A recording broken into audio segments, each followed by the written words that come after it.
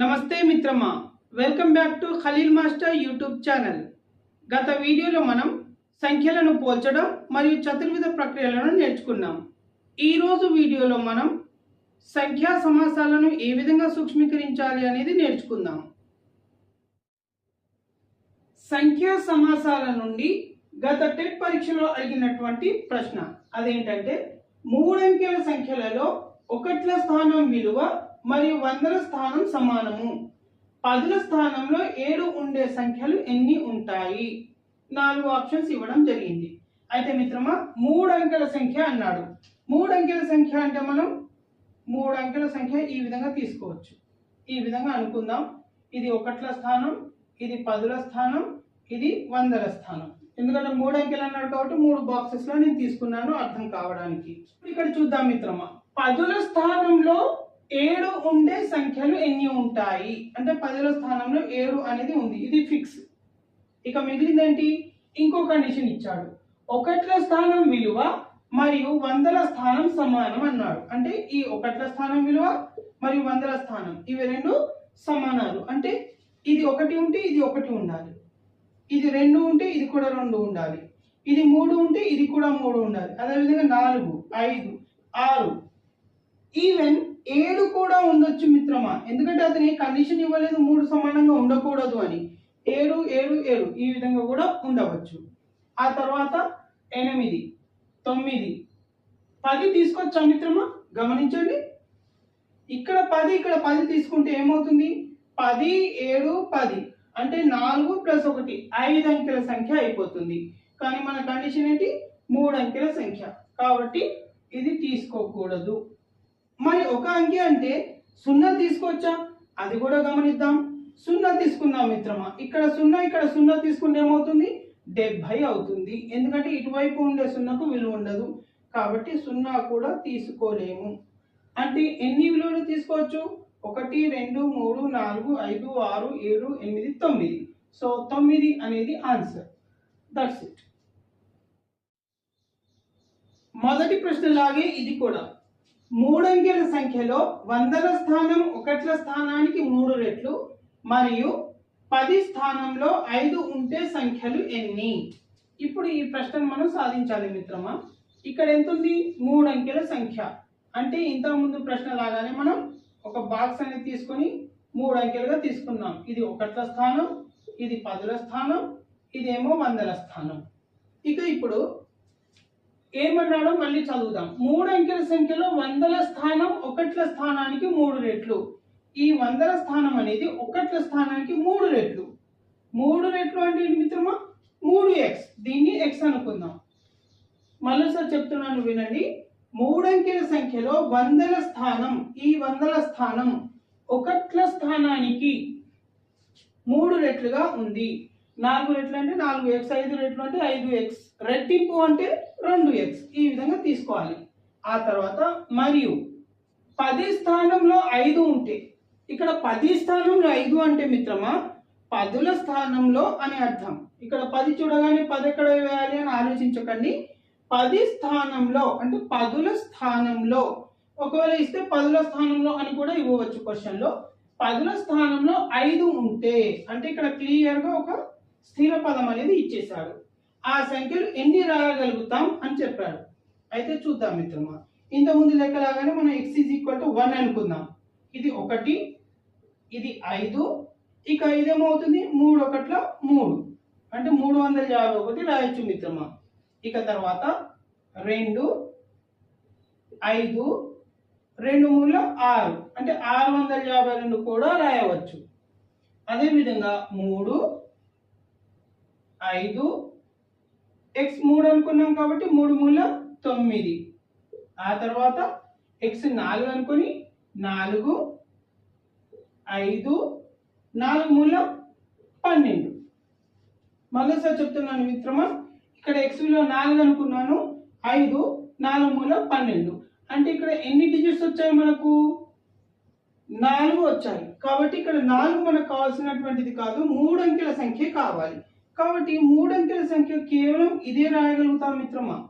ఎందుకంటే 4కే 4 వచ్చాయి కాబట్టి ఇంకా 5 తీసుకుంటే కూడా 4 వస్తాయి, 6 తీసుకుంటే 4 వస్తాయి. కాబట్టి మళ్ళీ చేయని అవసరం లేదు, మనకు ఈ 3 సంఖ్యలు మాత్రమే వస్తాయి మిత్రమా. కాబట్టి ఆన్సర్ ఏంటి? 3. ఈ విధంగా చేయాలి.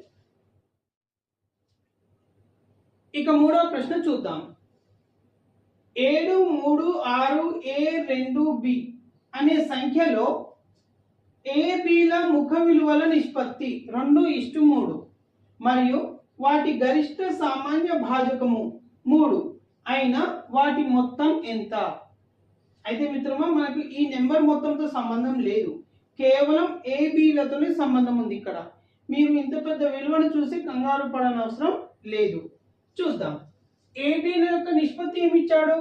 2:3. ఇక్కడ ముఖ విలువలు అన్నాడు. మనము ముఖ విలువల గురించి ఇంతకుముందు వీడియోలో నేర్చుకున్నాం మిత్రమా. మీకు ముఖ విలువలు, స్థాన విలువలు తెలియాలి అంటే మొదటి వీడియో కూడా చూడండి. ఇక ముఖ విలువలు A:B = 2:3 అని ఇచ్చాడు. మరియు వీటి గరిష్ట సామాన్య భాజకము ఎంత ఇచ్చాడు మిత్రమా? 3 ఇచ్చాడు. కాబట్టి 3 తీసుకోండి. అయితే ఇలాంటి సమస్యలను కూడా మనం సాధించాం మిత్రమా. ప్రధాన కారణాంకాల లబ్ధంతో గాసాబా ఏ విధంగా ఫైండ్ అవుట్ చేయాలి అనేది నేర్చుకున్నాం. అదే విధంగా ఇక్కడ మనం మళ్ళీ చూద్దాం. ఇప్పుడు ఏని తీసుకుందాం మిత్రమా. ఇక్కడ 2, 3 దీని యొక్క గాసాబా 3 అంటే ఏంటి మిత్రమా? ఎప్పుడైతే మనం కారణాంకాలు తీసుకుంటామో అంటే 2x3, ఇంకొకటి ఏముంది 3x3. ఒకవేళ ఇలా ఉందనుకోండి మిత్రమా, అప్పుడు 3, 3 ఈ రెండింటిలో ఇది కామన్ వస్తుంది. కాబట్టి దీని గరిష్ట సామాన్య భాజకం అనేది 3 అవుతుంది.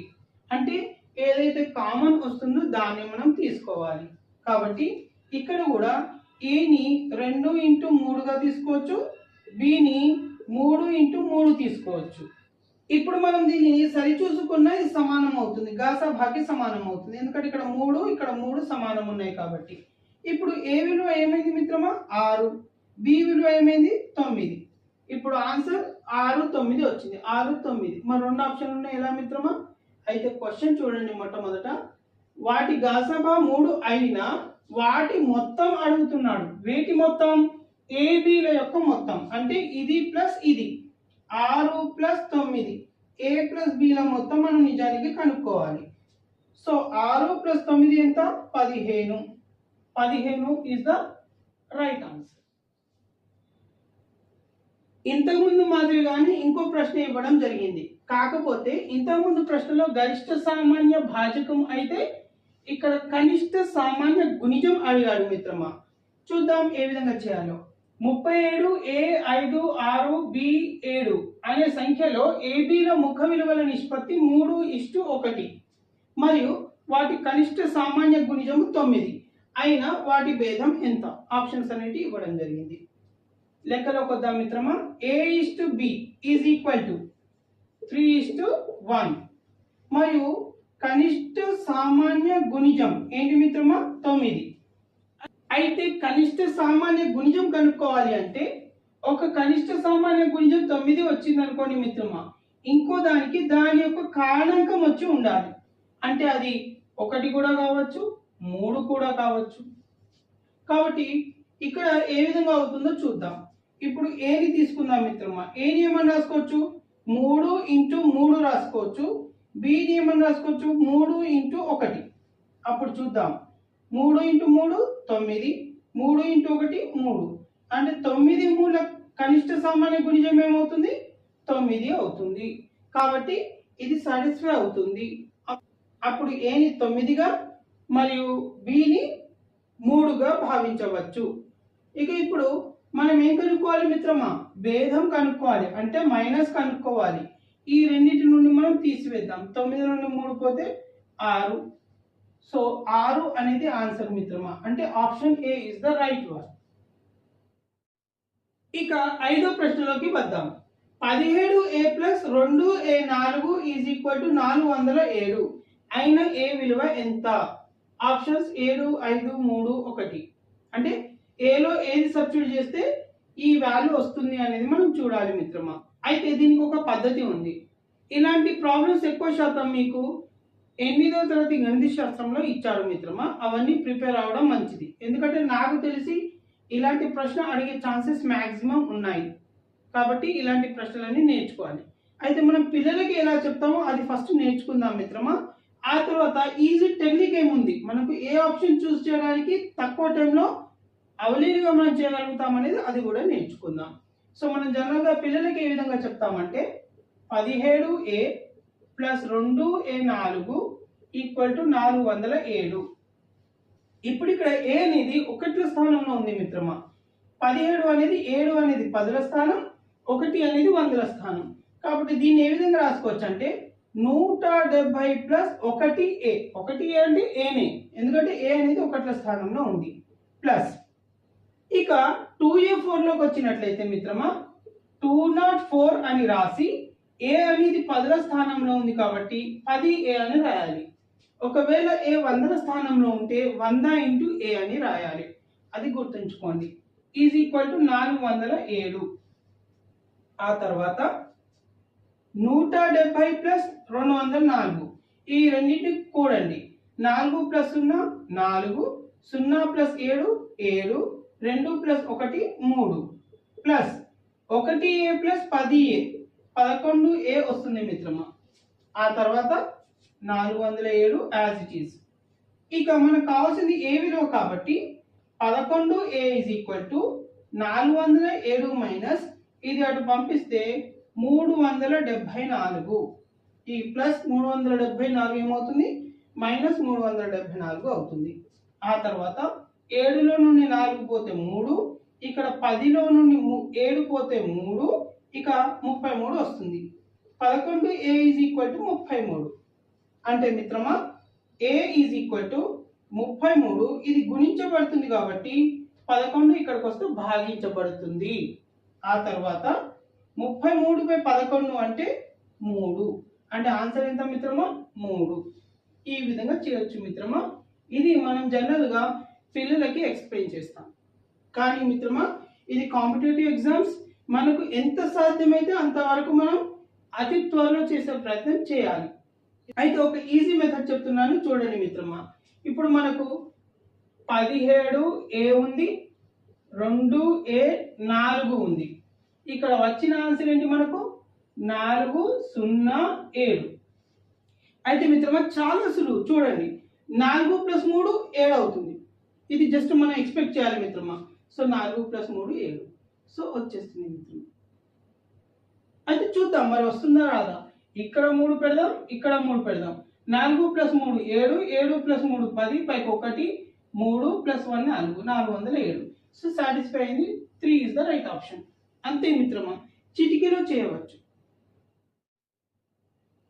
ఇప్పుడు ఈ ప్రశ్నను చూడండి మిత్రమా. ఇది కూడా ఇంతకుముందు ప్రశ్న లాగానే ఉంది. అయితే ఇంతకుముందు ప్రశ్నలో మనం 2 మెథడ్స్ నేర్చుకున్నాం. ఇప్పుడు షార్ట్ కట్ మెథడ్లో దీన్ని ఏ విధంగా సాల్వ్ చేయాలనేది చూద్దాం మిత్రమా. ఇక్కడ ఏమి ఇచ్చాడు, 5a1 మరియు 23a. ఈ రెండింటిని తీసివేస్తే 325 అనేది వచ్చింది. అయితే చూడండి మిత్రమా, 1లో నుండి ఏ విలువ పోయినా 5 రాదు. అంటే తప్పనిసరిగా ఇక్కడ నుండి మనం బారో అనేది తీసుకోవాలి, అప్పు అనేది తీసుకోవాలి. సో 10 అప్పు తీసుకుంటే 11లో నుండి ఎంత పోతే 5 వస్తుంది, 6 పోతే 5 వస్తుంది. కాబట్టి 6 అని మనం భావిద్దాం మిత్రమా. ఇంకా పూర్తి కాలేదు. 6 అని మనం భావించి దీన్ని కూడా చూడాలి మిత్రమా. ఇప్పుడు ఇక్కడ ఎంత ఉంటుంది, 6 కూడా ఇక్కడ ఏలోనే పెట్టుకోవాలి. అంటే ఇక్కడ ఏమవుతుంది 5 అవుతుంది, ఎందుకంటే మనం ఇక్కడ అప్పు ఇచ్చాము కాబట్టి. 5 నుండి 3 పోతే 2, 5 నుండి 2 పోతే 3. సాటిస్ఫై అయింది మిత్రమా. అంటే ఏ విలువ ఎంత, 6. ఈ విధంగా అతి తక్కువ సమయంలో సునాయాసంగా మనం చేయవచ్చు మిత్రమా. ఇక ఈ ప్రశ్న చూద్దాం. ఒక 3 అంకెల సంఖ్యలో 100ల స్థానంలోని అంకె 10ల స్థానంలోని అంకెకు 2 రెట్లు, 1ల స్థానంలోని అంకె 10ల స్థానంలోని అంకెకు 3 రెట్లు మరియు సంఖ్యలో అంకెల మొత్తం 18 అయిన ఆ సంఖ్య ఎంత. అయితే మిత్రమా ఇంత పెద్ద క్వశ్చన్ చూడగానే చాలా మంది ఆస్పిరెంట్స్ ఏం చేస్తారంటే దీన్ని వదిలిపెట్టడం ఉత్తమం అని భావిస్తారు. కానీ ప్రతి ప్రశ్న సాధించేటప్పుడు దానిలో ఒక లాజిక్ అనేది ఉంటుంది. మనం ఆ లాజిక్ ని పట్టాలి. ఇక్కడ ఏం లాజిక్ ఉందో చూద్దాం. అంకెల మొత్తం ఎంత మిత్రమా? 18. కాబట్టి ఒకసారి కూడి చూద్దాం, అన్ని ఆప్షన్స్ ని కూడి చూద్దాం ఏమవుతుందో చూద్దాం. అంటే ఏదైనా ఒకటి ఆప్షన్ మనకు 18 వచ్చింది అనుకోండి, అదే కరెక్ట్ ఆప్షన్. ఇది ఒక మెథడ్. చూద్దాం.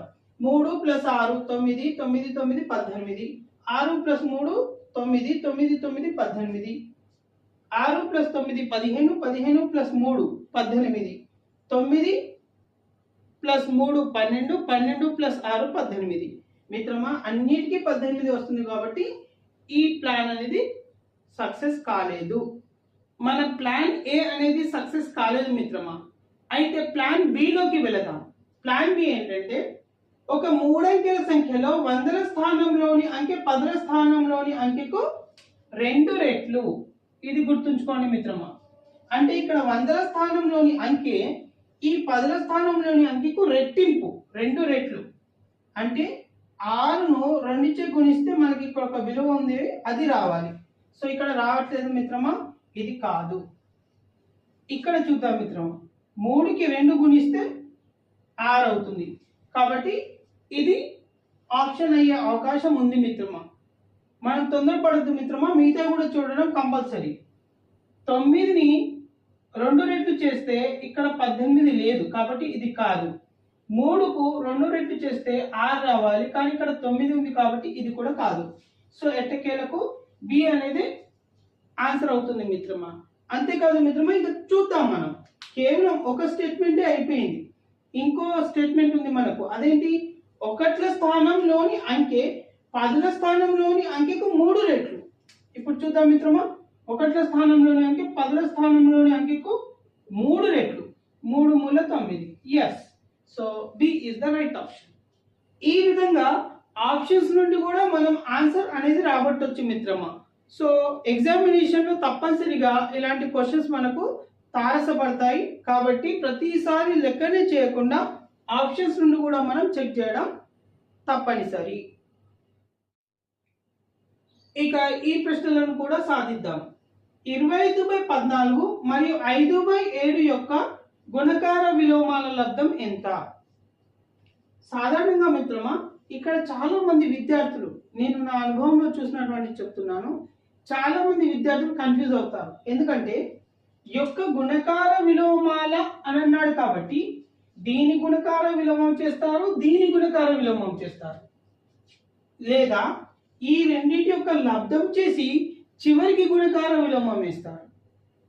కానీ ఇక్కడ చూడండి మిత్రమా, 25/14 అంటే 25/14 మరియు 5/7 యొక్క గుణకార విలోమం అంటే అర్థం ఏంటి మిత్రమా?